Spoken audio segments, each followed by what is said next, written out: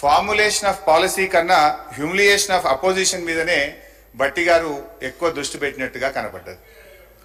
అధ్యక్ష, నేను సూటిగా ఒక మాట అడుగుతా ఉన్నా అధ్యక్ష, ఎన్ని రోజులు మా పేరు చెప్పి బతుకుతారు? మీరు చేసిందేందో చెయ్యబోయేదేందో గది చెప్పుంది. 8 నెలలు గడుస్తున్నాయి అధ్యక్ష. మన రాష్ట్రంలో దశ దిశ లేని పాలన నడుస్తుంది.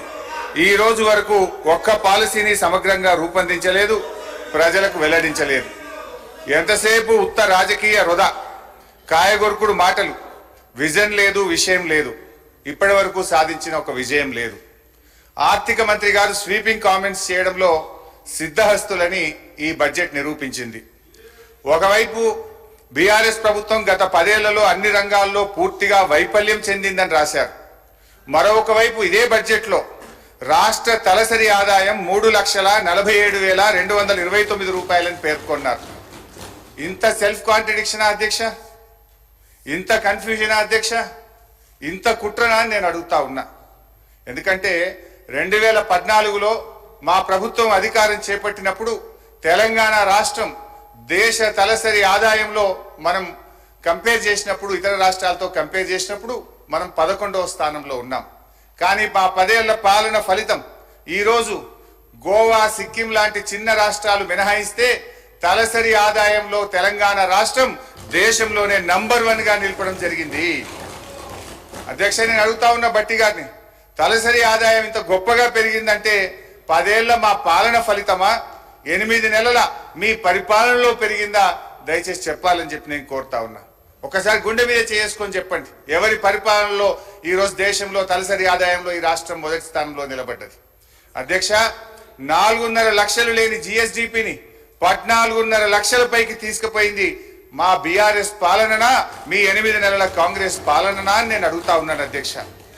2014లో దేశ జీడిపికి తెలంగాణ కాంట్రిబ్యూషన్ 4.1% అయితే ఈ రోజు అది 5% పెరిగిందంటే ఇది 10 ఏళ్ల మా శ్రమ ఫలితమా, 8 నెలల మీ డ్రామా ఫలితమా అని నేను అడుగుతా ఉన్నాను అధ్యక్ష.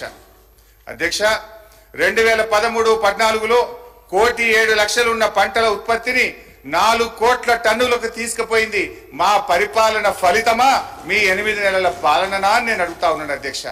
మేం వ్యవసాయానికి ఏం చెయ్యకుండానే 4 రెట్లు ఎక్కువ పంట పండిందా? తెలంగాణ రాష్ట్రం వచ్చినాడు కరెంటు పరిస్థితి ఏంది?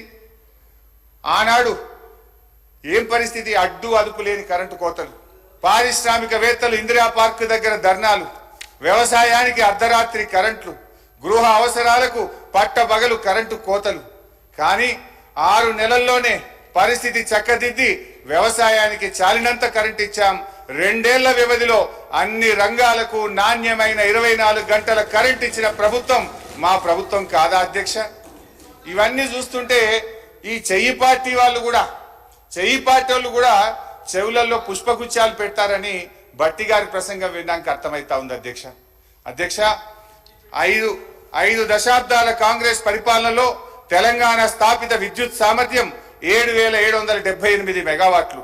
పురోభివృద్ధి లేదని మీరు చెప్పిన ఒక్క దశాబ్దంలోనే తెలంగాణ స్థాపిత విద్యుత్ సామర్థ్యం 19,483 మెగావాట్లకు పెరిగింది. మీరు చేసిన దానికంటే 3 అంతలు చేశాం.